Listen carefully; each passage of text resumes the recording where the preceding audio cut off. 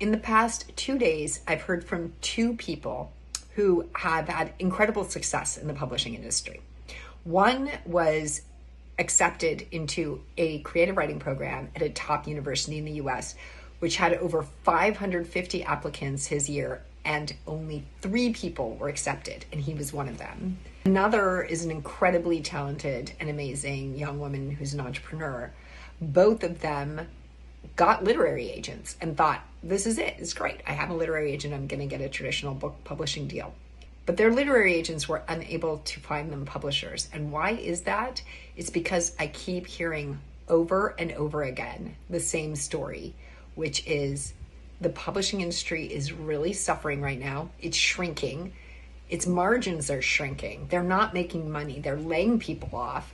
And so their business and their business model doesn't work in this cutthroat world of, where people are dropping their book prices. And so they are only looking to publish influencers. They are looking for people with, and I quote my literary agent here, hundreds of thousands of followers, unquote. So these people, talented, brilliant, accomplished, great writers, got literary agents, and then were stymied there, feeling like they were ready at the starting line of the race to take off, and instead they were told that the race is off. That's the bad news. The good news is there is another option. And over again, I have this conversation with people. It's not about getting a traditional publishing deal anymore.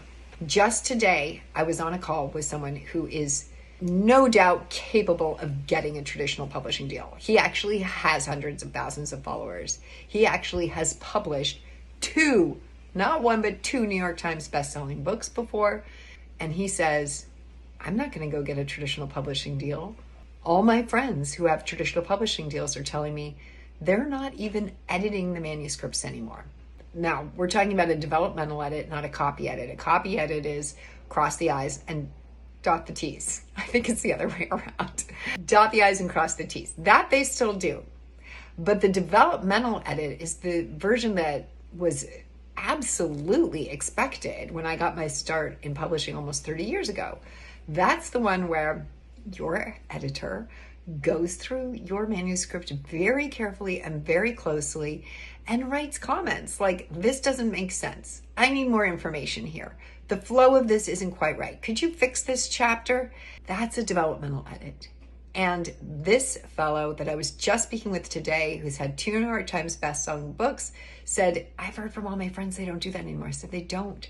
I was told recently by someone who got a book deal because she was a TikTok and Instagram influencer. So the publishers came and chased her down and said, hey, we want you to do a book.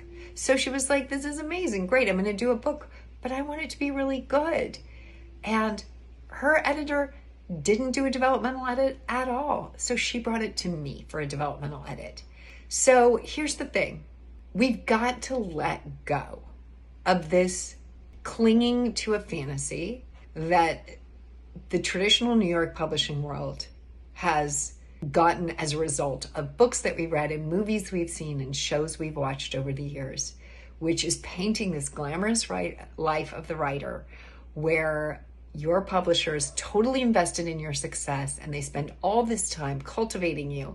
They work with you to make your manuscript as strong as it can be, and then they help you promote it. They send you on a book tour. No. That does not happen anymore. They barely even get you maybe on a show if you're lucky. Maybe they'll put some resources behind promoting your book for a month or 2, but you still have to do the work of promoting and you have to do the work of editing. So this is just what I want to say to you. At Your Best-Selling Book, we can help you with every phase of the journey. Whether you are just getting started and you have an idea for a book, but you're like, I really need help getting it done, or you've started but you've stalled out partway through, or you want coaching and accountability to get there yourself, or you want to offload it. You have some great ideas, amazing content, maybe you've given speeches, maybe you've posted to LinkedIn, maybe you've sent a newsletter, maybe you've just jotted stuff down in a journal and you want somebody to help you ghostwrite it. And then there's the publication, which we can also help you with. Hybrid publishing is a fantastic option in this day and age. It's the democratization of the press. In the same way that music has been democratized, where you used to have to go get a record deal, and if you didn't get a record deal, well, then you were stuck playing at the local bar. But not now, right? You can put your music up on Spotify, on YouTube. You can build a following yourself. This is what smart authors are doing. They are devoting themselves to writing a good book, possibly hiring someone like Your Best-Selling Book to help them in any phase of the journey, also then working with us to publish the book. And finally, we have some incredible partners to support you in promoting it. So I don't want you to get disheartened, even though we are hearing a lot of stories of disappointment, whether it be from people who are very successful and couldn't secure a deal, even when they had a literary agent, to people who could have a traditional publishing deal, but are walking away from that and saying, no, thanks. And you know what else? If I publish it myself, I retain 100% of the profits. 100%. So don't lose hope.